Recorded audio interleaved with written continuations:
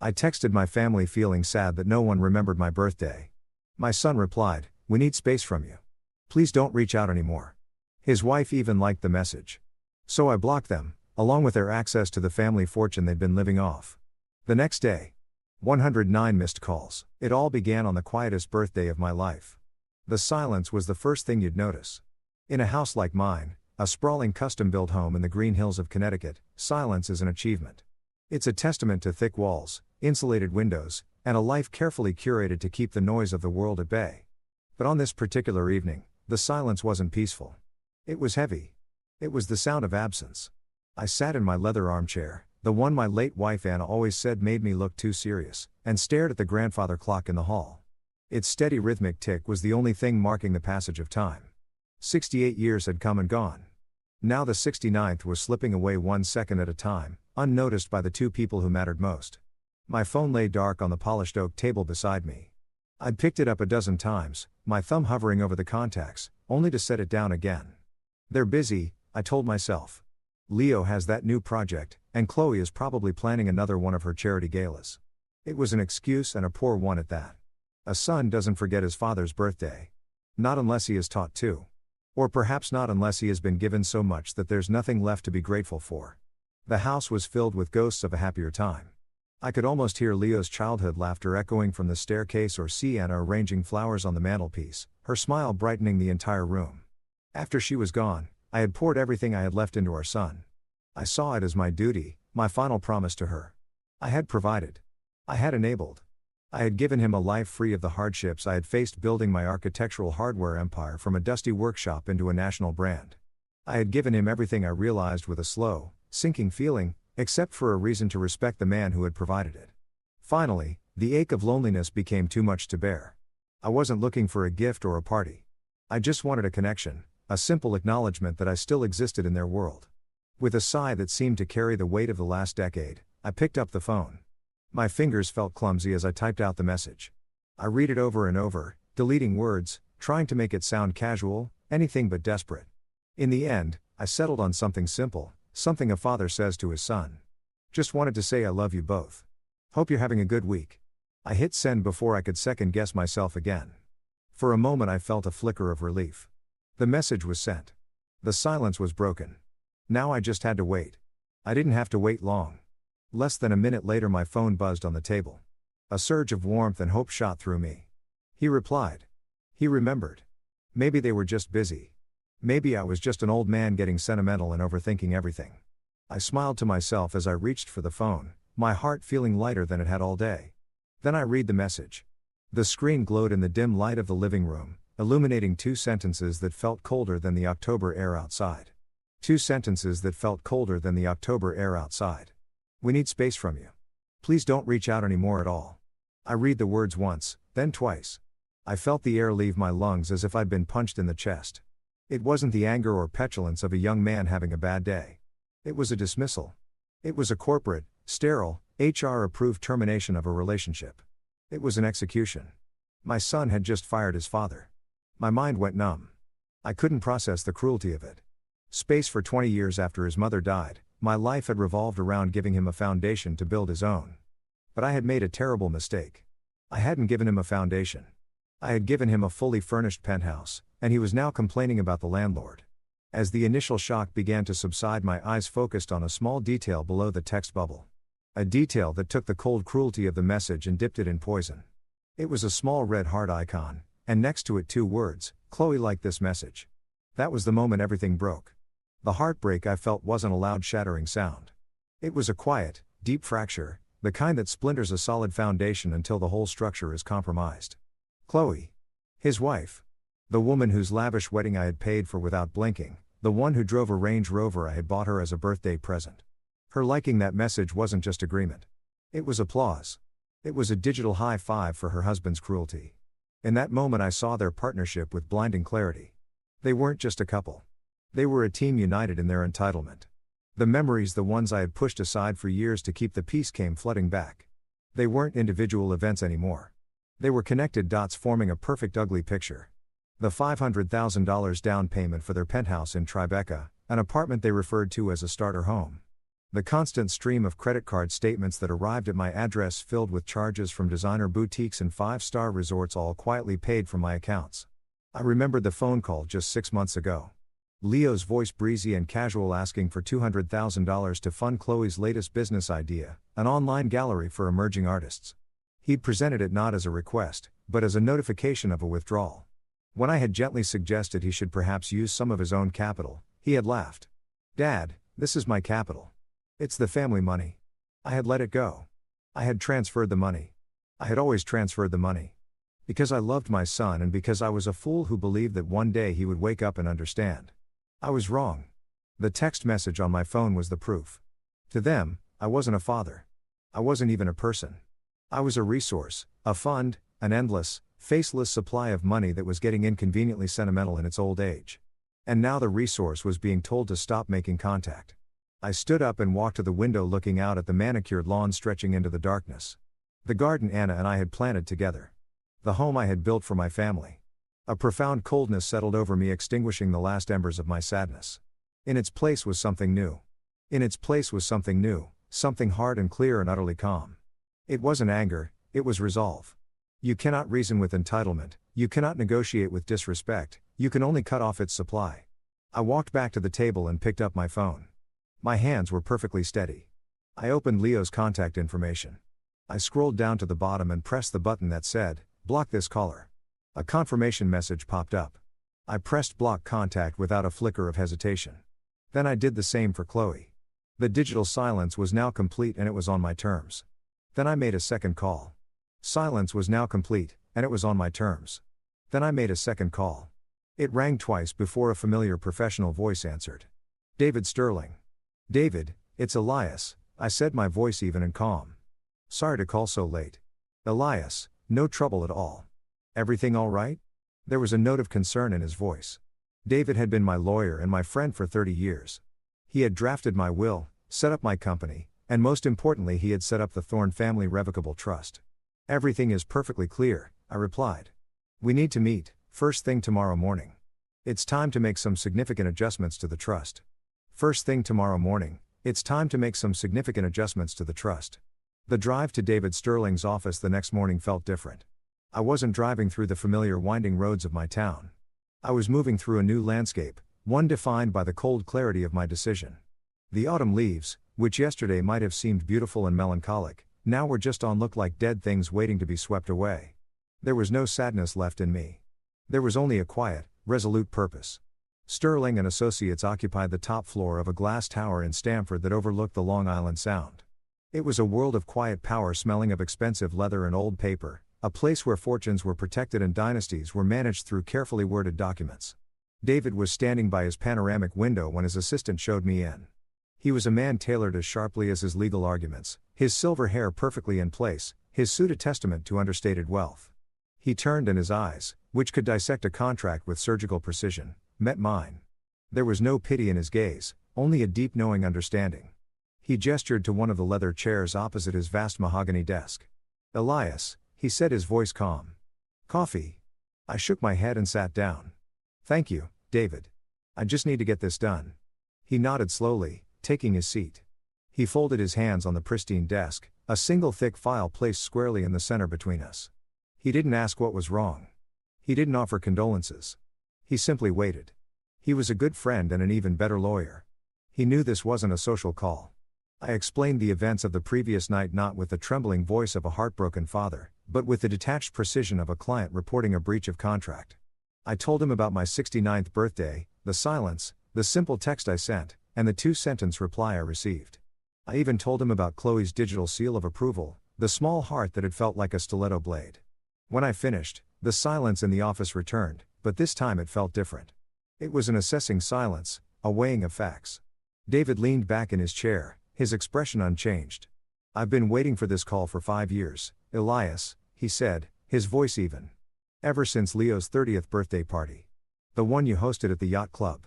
Do you remember what he said during his toast?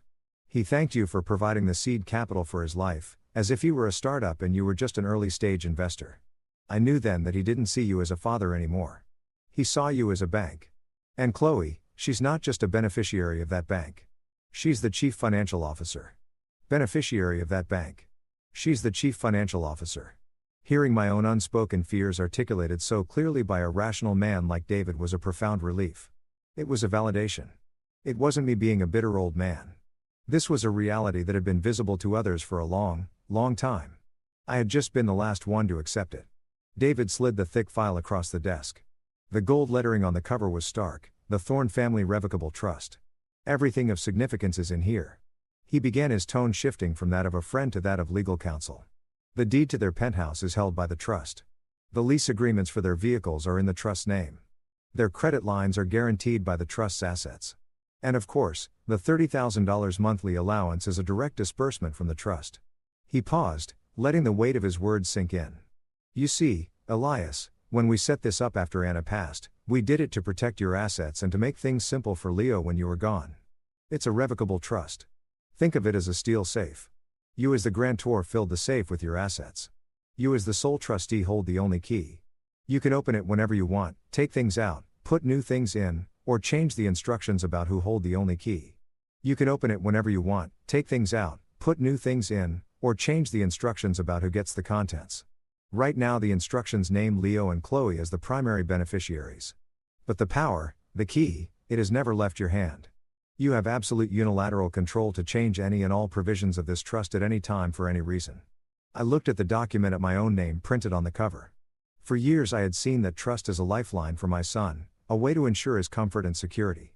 Now I saw it for what it truly was, a tool, a mechanism of control that I had forgotten I possessed. I had been funding an insurgency against my own dignity with my own money. I met David's gaze. There was no doubt in my mind. The path forward was clear and I would not waver. Let's start the process, I said, my voice quiet but firm. I want them removed, completely. Terminate the lease on the penthouse. Cancel every credit line. Stop the monthly disbursements effective immediately. Everything, David. I leaned forward slightly. We're turning off the supply. While I was in David's office setting the board, the first pieces were already being knocked over miles away in Manhattan. The game had begun, and my son and his wife had no idea they were even playing. I can picture the scene perfectly, as if I were a fly on the wall, because it was a scene they had performed 100 times before. Only this time, the script had been changed without their knowledge. They were having lunch at Per Se, a restaurant, where the price of a single meal could feed a family for a month. It was their natural habitat, a world of hushed tones, panoramic views of Central Park, and food that was arranged more than it was cooked. Chloe was likely taking an artfully composed photo of her truffle-dusted risotto for her social media followers, while Leo swirled a $1,000 bottle of wine pontificating to the sommelier about its subtle notes of oak and blackberry. They were performing the role of wealthy, influential people, a role they had mastered without ever having to read the source material of hard work or consequence. The meal concluded as it always did, with laughter and the quiet, respectful placement of a leather-bound bill folder on their table. Leo would have picked it up with that casual air of ownership he had, a gesture he'd learned from watching me, but without understanding the weight behind it. He wouldn't even have looked at the four-figure total. Why would he? The money wasn't real to him. It was a concept, a river that flowed endlessly from a distant mountain he never had to climb. He would have handed the waiter his American Express black card, the one made of titanium, the one he called his heavy metal, and leaned back ready to discuss whether they should fly to Aspen or St. Bart's for the weekend. A few minutes would have passed, long enough for the conversation to resume, long enough for the performance to continue. Then the waiter would have returned to the table, his expression, a perfect professional mask of apology. "I'm very sorry, Mr. Thorne." He would have said, his voice low, "but the card has been declined." Leo's first reaction would have been a short, incredulous laugh. "Declined? That's impossible. Run it again. Your machine must be acting up." It was a statement of fact, not a request. In his world, that card did not decline. The universe did not operate that way. Chloe would have looked annoyed, bothered by this small vulgar tear in the fabric of their perfect afternoon. The waiter would have obliged, of course. He would have returned a minute later with the same result. "My apologies again, sir. It seems there is an issue with the card. Perhaps another form of payment." The annoyance on Leo's face would now be mixed with a flicker of genuine embarrassment. He was being challenged in his own arena. He would have pulled out a second card, a platinum visa, with a dismissive wave. "Here, this one has no limit." But it did have a limit. A new one set to 0. The waiter's third trip to the table would have been more somber. The professional smile was gone, replaced by a look of cautious concern. Chloe, sensing a real problem, would have stopped scrolling through her phone. "Leo, what is going on?" she'd hiss. She would then offer her own card, a sapphire reserve, with a look that dared the universe to decline it too. It was declined. The table, once a stage for their affluence, was now an island of quiet, escalating panic. The laughter was gone. Their voices were now urgent whispers. "What is happening?" Chloe would demand. "Did you miss a payment?" "Of course I didn't miss a payment." Leo would snap back, his confidence completely shattered. "My father's office handles all of it. It's all automated through the trust." It's impossible. That word again, impossible. The word of a man who had never faced a closed door. He'd pull out his phone, a desperate attempt to restore order to his crumbling reality. "I'm calling Dad. There's been some kind of massive screw up at the bank." He would tap the screen, bringing my contact photo up. He would press the call button and raise the phone to his ear, expecting to hear the familiar ring. But there would be no ring. Just the flat, immediate silence of a call that goes straight to voicemail. His brow would furrow in confusion. He would try again. Same result. The connection was instantly severed. A cold dread would begin to creep into his expression. This wasn't a technical error. This felt different. He'd switched to text messages, his thumbs flying across the screen. "Dad, what's going on with the cards? None of them are working. Call me." "On with the cards. None of them are working. Call me." He would hit send, expecting the blue bubble to appear with the word delivered beneath it. Instead, a green bubble would pop up, and underneath it a small damning notification in red letters: "Message failed to send." He would stare at it, his mind refusing to connect the dots. Then he'd try again, and again. The red letters mocking him each time. And then the horrifying realization would dawn on him. This wasn't a network issue. This wasn't a banking error. This was a wall. A deliberate, impenetrable wall. He had been blocked. He blocked me. He would whisper, his voice hollow with disbelief. My own father blocked my number. Chloe's face would have turned pale beneath her expensive makeup. The problem was no longer about paying for lunch. It was existential. Why would he do that? "What did you do?" she would ask, her voice sharp with accusation. "I didn't do anything." He'd insist, his mind racing, trying to find a reason, an explanation for why the world had suddenly turned upside down. We told him we needed some space. The absurdity of the situation would have hit them then, stranded in one of the most expensive restaurants in New York, unable to pay. "How are we going to pay for this?" Chloe would whisper frantically, looking around to see if anyone was watching their little drama unfold. "The mortgage payment is due on the 1st, Leo, and the lease on my Range Rover. What are we going to do?" A desperate hope would flicker in Leo's eyes. "The allowance," he'd say. "The $30,000. It was due yesterday. It has to be in the checking account. It's automatic." "Then check it," Chloe would command. "Check it now." With trembling hands, Leo would have opened his banking app, his face illuminated by the pale blue light of the screen. He would stare at the balance, his expression slowly turning from panic to utter despair. He'd look up at his wife, his face ashen. "It's not there," he'd say, the words barely audible. The transfer never came. In the days that followed my meeting with David, my silence became my primary weapon. It was not a passive absence of sound. It was an active, strategic presence. While my son and his wife were screaming into a void, my life became more peaceful than it had been in years. I tended to my garden. I spent afternoons in my woodshop, the scent of fresh cut cedar filling the air. I read the books I'd been meaning to get to for years. I did not check my phone obsessively. I did not wait for an apology. I had made my move on the chessboard, and now I simply let the consequences ripple outwards, knowing they would find their targets with perfect accuracy. The first ripple hit their home life. I could picture Chloe dressed in her $200 yoga pants, waiting for the weekly cleaning service to arrive. She would have grown impatient, tapping her foot on the polished hardwood floor she had never once cleaned herself.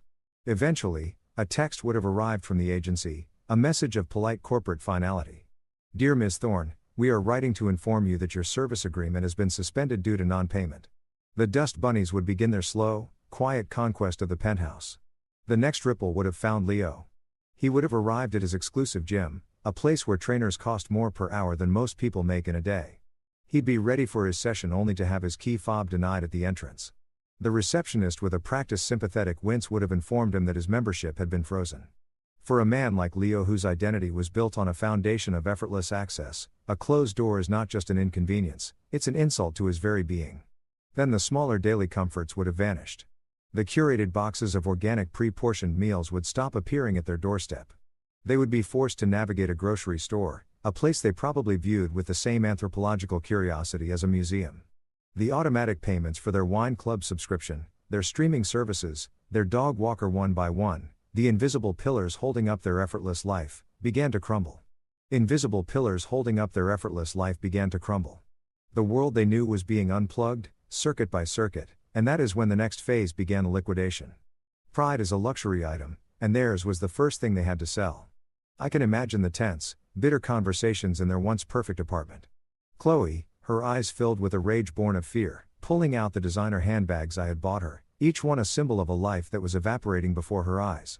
Leo, his hands trembling slightly, taking off the Swiss watch I had given him for his 30th birthday. They wouldn't go to a common pawn shop. Their pride wouldn't allow it. They would have visited high-end consignment boutiques on Madison Avenue, pretending they were simply curating their collection, all while desperately hoping the check would be large enough to cover next week's expenses. The very gifts I had given them out of love were now being converted into survival cash. The irony was as sharp as it was painful. Their arrogance, once a fortress, was now just rubble. In its place, a raw, primal fear began to grow. The world for the first time in their lives was not bending to their will. The safety net they had taken for granted, the one they never even acknowledged, was gone. They were in a free fall and the ground was rushing up to meet them. Fear is a powerful teacher. It's the one lesson I realized I had failed to give my son, and now the world was teaching it to him for me. Their attempts to reach me became more frantic. My phone, which I kept on silent in my study, became a silent testament to their desperation. Unfamiliar numbers would flash on the screen. I'd let them go to voicemail. An hour later, I would listen. It was always Leo, his voice tight with a forced artificial calm. "Dad. It's me. I'm calling from a friend's phone. Pick up. This isn't funny anymore. We need to talk." The word need was still there. He still believed he was in a position to make demands. More calls came. More texts from numbers I didn't recognize, each one more urgent than the last. More texts from numbers I didn't recognize, each one more urgent than the last. They were a frantic storm beating against the stone walls of my silence. But inside those walls I was at peace. I didn't need to block these new numbers. My silence was the only block necessary. It was my answer to every question, my response to every demand, and my rebuttal to every accusation. It was a constant, unwavering, and deeply unsatisfying no. They had asked for space. I was simply giving it to them in a way they had never expected. A month passed. For me, it was a month of quiet routine and newfound peace. For them, it was a month of slow-motion drowning. David kept me informed of the key developments not out of a sense of gossip, but as a matter of legal record. I knew the money they'd gotten from selling their trinkets wouldn't last. It was like using a teacup to bail out a sinking yacht. They were patching small holes while a gaping chasm was opening up beneath the waterline. And after 30 days of silence I knew the real storm was about to hit. It arrived in the form of a single piece of paper. It would have been taped to the heavy imported wood of their penthouse door. An official notice from the building's management company, its stark black and red lettering, a violent contrast to the serene elegance of their hallway. It was a notice to vacate for non-payment of rent. I can imagine the moment Leo found it. The confusion, the immediate assumption that it was a mistake, a clerical error meant for someone else. Then the dawning horror as he read the details. Someone else. Then the dawning horror as he read the details. Tenant name, the Thorne Family Trust. Amount overdue, 2 months rent totaling $60,000. Chloe's reaction would have been disbelief followed by pure rage. Rent? She would have shrieked the word foreign and insulting on her tongue. What do you mean rent?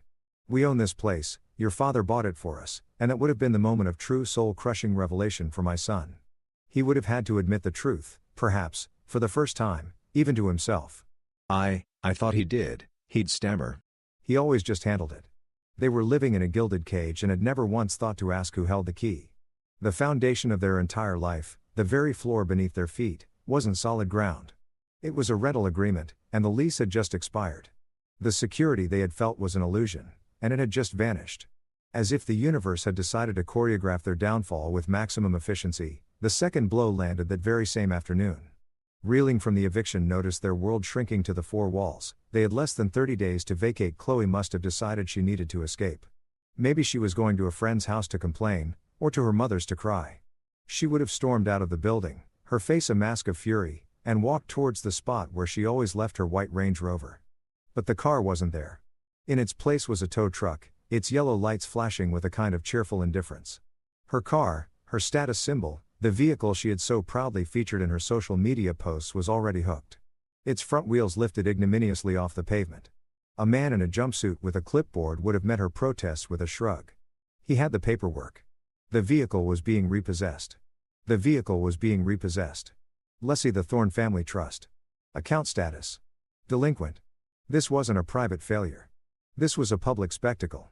The doorman who had for years rushed to open her door would have watched with a carefully neutral expression. Neighbors would have peered from their windows. It was the ultimate social humiliation, a real-time downgrade of her entire existence played out on the streets of Manhattan. She could scream, she could threaten, she could cry. It wouldn't matter. The man with the clipboard held all the power. The truck would have groaned, pulled away from the curb, and taken the last vestige of her curated life with it. That was the breaking point. The 1-2 punch of losing their home and their transportation in the span of a few hours shattered whatever composure they had left. Panic in the face of a declined credit card is one thing. The terror of impending homelessness is another entirely. A person's true character isn't revealed in comfort. It's forged in crisis. I had provided my son a lifetime of comfort. Now the crisis would finally reveal the man I had raised. Their options had dwindled to nothing. They had no allies to call, no hidden funds to access. There was only one car left, Leo's sedan, and there was one last desperate and foolish idea. The source of their problem was also in their minds the only possible solution. They had been trying to fight my silence from a distance. Now they would bring the war to my doorstep. I imagined the final conversation in that empty, echoing apartment was short and grim. All the blame and accusations had likely been exhausted, leaving only the raw, metallic taste of desperation. Leo, his face pale and his eyes burning with a new, dangerous energy, would have grabbed the last set of car keys off the marble countertop. He would have looked at Chloe, his partner, in a collapsing empire. "Get in the car," he'd say, his voice devoid of its usual arrogance, replaced now with the sharp edge of a man with nothing left to lose. "We're going to Connecticut. He can't ignore us if we're standing on his front lawn. He has to face us." The drive from Manhattan to my home in Connecticut takes about an hour without traffic. For them, I imagine it was an hour filled with a volatile mix of rage, fear, and a desperate flickering hope that a face-to-face confrontation could change things. They still operated under the delusion that their presence, their emotions, held some power over me. They were coming to my home to make a scene, believing that shame or guilt would be the key to opening the vault. They failed to understand that the man they were coming to see no longer lived there. I was in the rose garden when they arrived. My security system had given me a quiet, discreet notification on my watch a few minutes earlier: vehicle approaching. I didn't need to check the cameras. I knew who it was. The garden was my sanctuary, the place Anna and I had designed together decades ago. Each rose bush had a name, a history. Tending to them was a form of meditation, a slow, deliberate act of creation and maintenance. That day I had put on my noise-canceling headphones, selecting a playlist of Bach's cello suites. The rich, orderly music filled my head, a perfect soundtrack for the task at hand. The world outside that music, outside the 10-foot stone wall that surrounded my property, simply ceased to exist. I knew they were at the front gate. I could imagine the scene without seeing it. Leo's hand jabbing at the intercom button with increasing force. Chloe pacing on the gravel driveway, her expensive shoes ill-suited for a battle she was about to lose. They would have been met with the same thing that had tormented them for the past month: absolute, impenetrable silence. The intercom would not buzz. The gates would not open. From the edge of the garden, through a carefully trimmed hedge, I had a clear view of the road leading to the house. I watched as they abandoned the gate and began to walk the perimeter of the wall, looking for a weakness, a way in. They looked like castaways searching for a breach in the cliffs of an unbreachable island. Eventually, they reached a section where the ornamental iron fence gave them a view of the backyard. And that's when they saw me. I could feel their eyes on me. It was a tangible thing, a prickling on the back of my neck. I knew they were there, standing just 100 feet away, their faces likely pressed against the cold iron bars. I did not turn. I did not acknowledge them. I focused on the task at hand. I selected a hybrid tea rose, a deep crimson one named Mr. Lincoln. I inspected its leaves for any sign of black spot, my movements slow and methodical. I chose my pruning shears, the steel glinting in the afternoon sun, and made a clean, precise cut just above a 5-leaflet stem. This was the true confrontation. Not a shouting match, but a demonstration. My peace against their chaos. My silence against their noise. My closed garden against their collapsing world. They began to shout. I couldn't hear the words, of course. Through the masterful layers of Bach, their frantic cries were reduced to a faint, irrelevant buzzing, like distant insects. But I could see them. I could see Leo's face red and contorted with rage. I could see Chloe's frantic gestures, her hands pleading one moment and balled into fists the next. They were putting on a grand performance of desperation, but the audience couldn't hear them. They were screaming into a soundproof room. Their power, the emotional leverage they had always held over me, was gone. Their words, which had once been able to cut me to the core, could no longer even reach my ears. They must have gone on like that for 10 minutes, their energy eventually giving way to a ragged, hopeless exhaustion. And that's when the security car arrived. My system is programmed to automatically alert the local patrol if the gate intercom is pressed more than 5 times in a minute or if a vehicle lingers for more than 10. A sleek black sedan with the logo of the security firm on its side pulled up quietly behind their car. A uniformed officer, a man named Marcus, who had patrolled this neighborhood for years, got out. He was the embodiment of professional calm. He didn't rush or escalate the situation. He simply walked over to them, a polite but immovable presence. I couldn't hear the exchange, but I could read the body language. Leo's initial aggressive posture, Chloe's tearful dramatic appeal, and Marcus's patient, unshakable stance. He would have listened, nodded, and then quietly informed them that they were on private property and had been asked to leave. They were no longer the son and daughter-in-law of the owner. They were trespassers. The defeat was absolute. There were no more cards to play. They slumped back to their one remaining car, all the fight gone out of them, and drove away. Marcus's car waited until they were out of sight before pulling away itself. The silence returned, this time deeper and more complete. Only then did I turn. I took off my headphones, and the sound of the real world rushed in the gentle breeze, the chirping of a finch in the oak tree. I walked over to the Mr. Lincoln rosebush. I snipped the perfect deep red bloom I had just pruned and held it, its fragrance rich and complex. I had weathered their final desperate assault without raising my voice, without taking a single step outside my garden. I had won not by fighting back, but by simply refusing to be part of their storm. The drive back to the city must have been a long and silent one. Their final desperate gambit had failed in the most humiliating way possible. They had brought all their fury and desperation to my door and had been turned away not by an angry confrontation, but by a wall of serene indifference. They had been dismissed. Their power was gone, their resources were gone, and now their hope was gone. What followed was the inevitable final stage of their collapse, the complete unraveling. It began that evening. It was a storm of communication directed at a man who was sitting peacefully in his study, reading a book on Roman history. The calls came from numbers I didn't recognize one after the other, a frantic digital assault.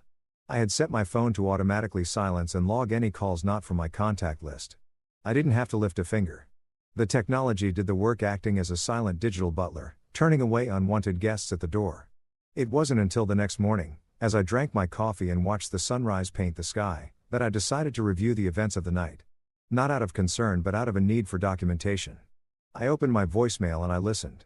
The first message had come shortly after they would have gotten back to the city. Leo's voice was raw, ragged with fury. "You think this is a game? You think you can just hide behind your walls and your security guards? You can't do this to us. This is our life you're destroying. My wife is a wreck. We're losing everything. Do you even care after everything After everything you were supposed to do for us?" The entitlement was still there, buried under the anger. The belief that I owed him this life of luxury. An hour later, another message from a different number.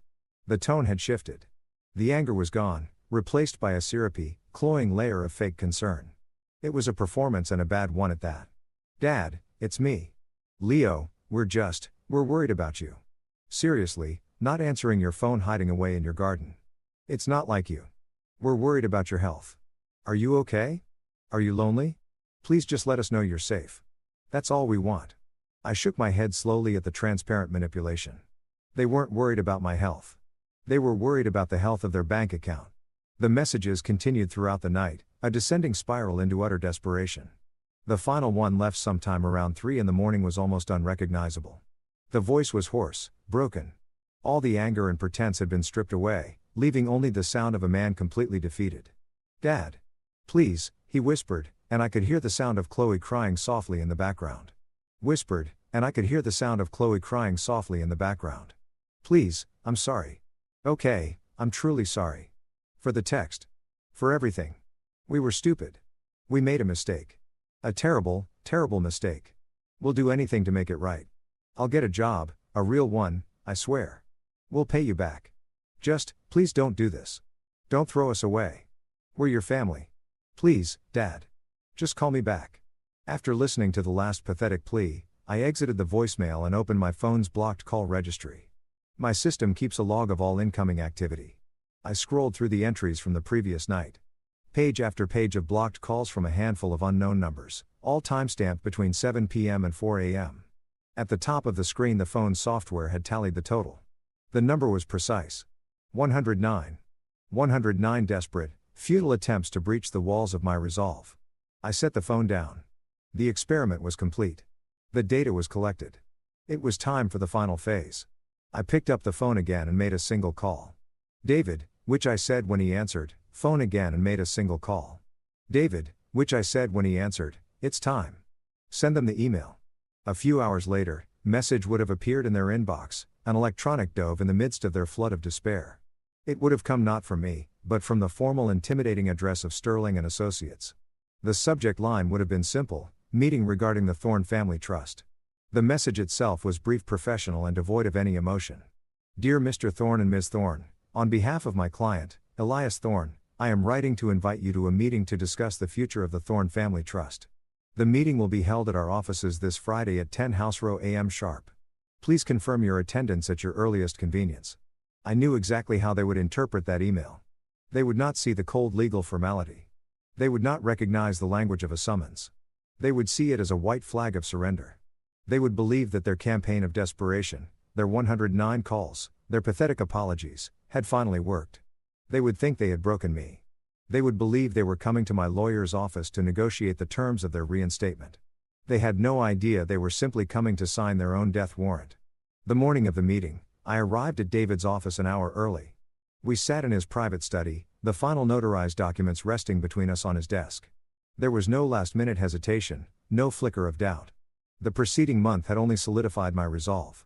David reviewed the sequence of events one last time, not as a friend questioning my choice, but as a lawyer ensuring the execution would be flawless. Are you ready, Elias? He asked. I looked out the window at the city below, a sprawling ecosystem of cause and effective actions and consequences. I've been ready for a long time, I said. Let's go to the conference room. The room was designed to intimidate. It was a long, narrow space dominated by a single colossal slab of mahogany, polished to a mirror shine. One wall was entirely glass, offering a dizzying panoramic view of the city. Was entirely glass, offering a dizzying panoramic view of the city. It was a room that made you feel small, a place where multi-million-dollar deals and bitter corporate divorces were finalized with the stroke of a pen. It was the perfect venue for what was about to happen. I took my seat at the head of the table with David to my right.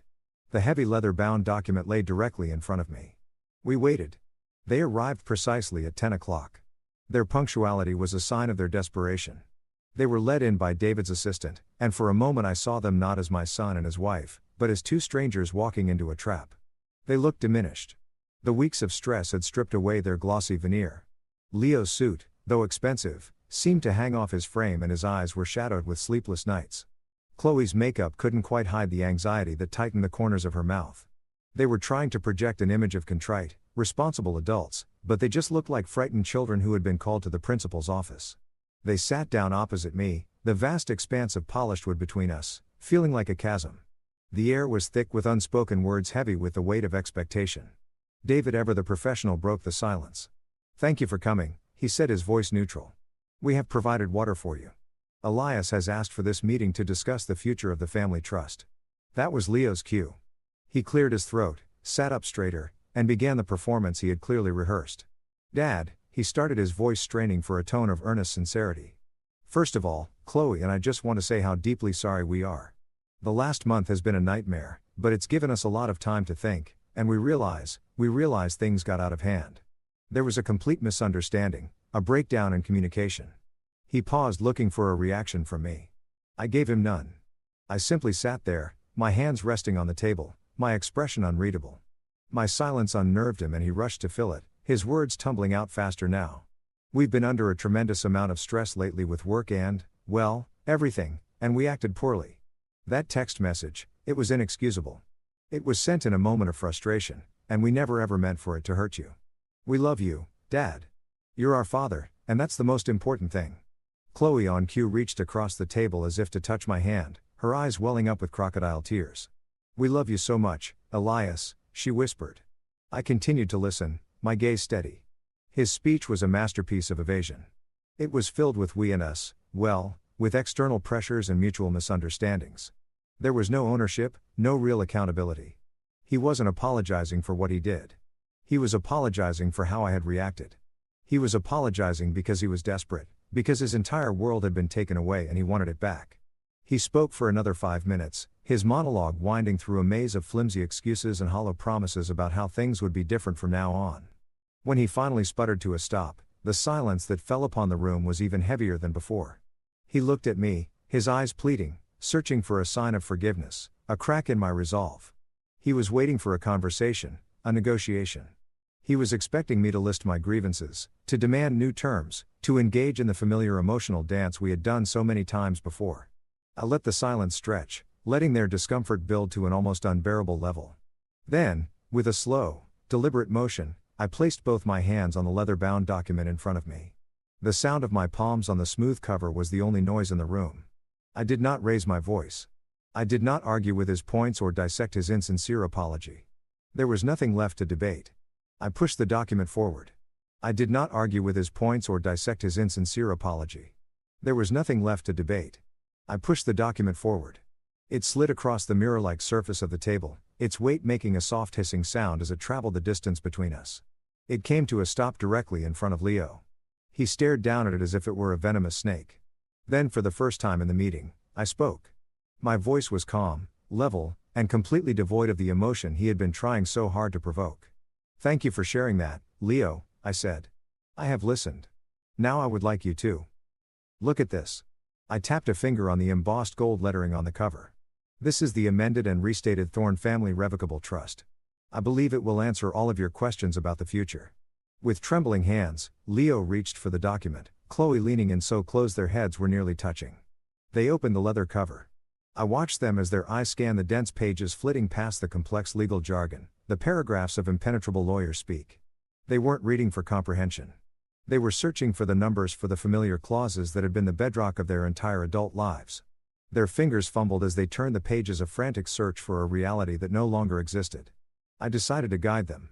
My voice cut through their panicked silence, calm and clear. "You can turn to page 12, I said. Section 3. It's the section on primary beneficiaries. I believe you'll find it has been simplified." Leo's finger traced the lines of text, his breathing growing shallow. I gave him a moment to find it. Then I continued laying out the facts with the dispassionate precision of a surgeon announcing a terminal diagnosis. "As you can see," I explained, Clause 3.1, which previously named you Leo and you Chloe as the sole and primary beneficiaries of this trust, has been legally and irrevocably removed.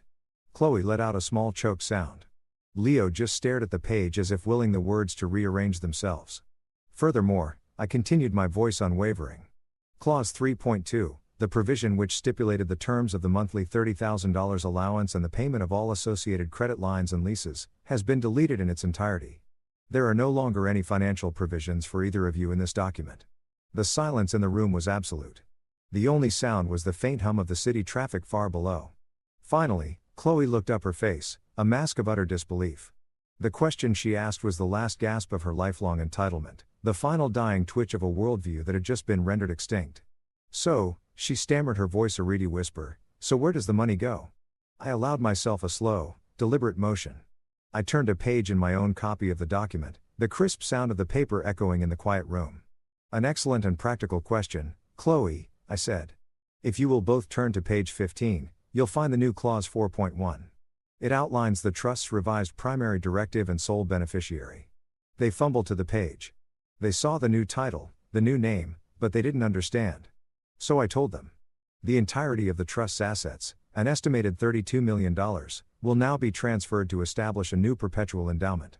It will be called the Thorne Next Generation Scholarship. Before they could even process the name, David Sterling spoke for the first time, his voice adding a layer of cold legal finality. "The scholarship," David clarified, reading from a summary sheet, "is a full-ride endowment in perpetuity. It will cover all tuition, room and board for students from low-income backgrounds who have demonstrated exceptional merit and wish to pursue degrees in business administration and industrial design at Connecticut State University." David's words hung in the air, each one a hammer blow. I let the silence stretch for a beat, and then I delivered the final fatal twist. I looked directly at my son. The boy I had raised, the man he had become, the failure he had chosen. "That's the school you dropped out of, Leo," I said, my voice perfectly level. "After I paid for 2 full years, I thought it was about time someone actually graduated from there with a Thorne family investment. And that was it." The collapse was total. Chloe made a sound like a wounded animal. Leo's face, already pale, drained of all remaining color. He looked not just beaten, but erased. It wasn't just that the money was gone. It was that his greatest personal failure, the opportunity he had squandered out of laziness and arrogance, had been taken from him and immortalized as a monument to someone else's success. The foundation of his new life would be built upon the rubble of his old one. It was a perfect, inescapable, and legally binding form of poetic justice. They hadn't just lost their future. They had lost their past. 6 months later, I stood at a podium in a university auditorium. The air didn't smell of expensive perfume and catered food, but of old books and fresh paint and limitless potential. I wasn't surrounded by the wealthy and the powerful, but by students and their families, their faces bright with a pride that money could never buy. I looked happier, healthier, and more at peace than I had in 20 years. This was the inaugural award ceremony for the Thorne Next Generation Scholarship, and I was giving the keynote address. I spoke about my own life, about starting a business in a dusty garage with nothing but a set of tools and an idea. I spoke about the dignity of work, the value of a second chance, and the difference between a price tag and true worth. A legacy, I told them, is not what you leave for people. It's what you leave inside of them. As I looked out at the faces of the young ambitious students who would now have the opportunity my own son had thrown away, I knew I had finally made a sound investment. At that same moment across the state, my son was learning the language of consequence, a language I had failed to teach him. In a short silent scene, you could see his new life. The sprawling penthouse was gone, replaced by a small 2-bedroom apartment above a laundromat. The expensive suits were gone, replaced by the high-visibility vest of a logistics coordinator. I saw him on a loading dock, a clipboard in his hand, looking tired but focused, his shoulders squared with a responsibility he had never known. And Chloe, her social media empire, a distant memory, was now managing a boutique clothing store in a suburban mall. I saw her patiently folding sweaters, her expression strained but resilient. The false glamour of her old life replaced by the stark reality of an hourly wage. Their life was no longer beautiful or easy. It was difficult, it was a struggle, and for the very first time it was theirs. Their relationship, I imagined, was a tense and fragile thing, but it was being rebuilt on the solid, unforgiving ground of reality. As I finished my speech and the applause filled the auditorium, my final thoughts were a quiet voiceover, a letter to the past. I had spent 30 years of my life writing checks. I finally realized it was time to start building a legacy. The last and most important gift I ever gave my son wasn't money. It was the very thing he had so cruelly asked for. It was space. The space to fail. The space to learn. The space to finally, on his own terms, stand up. In losing their inheritance, I had given them a chance to earn their own lives. In the process, I had reclaimed my own peace. And perhaps I thought one day I might get my son back. Not as a dependent, but as an equal. A relationship built not on obligation, but on a foundation of mutual hard-won respect. Later that evening, I was back home sitting in the garden as the sun set, casting long shadows across the lawn. The air was cool and quiet. My phone, which had been silent for 6 months, buzzed on the small table beside me. I picked it up. It was a text message from a number I did not recognize. The message contained a single word. One word and a question mark. Dad. I stared at the screen for a long moment. There was no desperation in the text, no demand. It was just a question. An opening. A first step across a vast canyon of silence. A small, enigmatic smile touched my lips. It wasn't a smile of triumph or forgiveness, but a smile of quiet satisfaction. The power to answer, the power to decide the future was now entirely mine. I placed the phone screen down on the table. I didn't need to answer right away. I leaned back in my chair and listened to the sounds of the evening. The silence was no longer heavy with absence. It was light and filled with possibility. For the first time in a very long time, the silence felt like a beginning. This story is a powerful lesson that true love must be balanced with firm boundaries. Elias Thorne's generosity meant to provide for his son instead created a deep-rooted entitlement that eroded respect and family connection. He discovered that endlessly providing for his children was not preparing them for life, it was disabling them. The most profound act of fatherhood was not writing another check, but finally saying no. By doing so, he gave his son the most difficult but of fatherhood was not writing another check, but finally saying no. By doing so, he gave his son the most difficult but valuable gift of all, the opportunity to face consequences, discover his own strength, and build a life of his own. Share your thoughts in the comments below. Do you believe setting hard boundaries is sometimes the greatest act of love?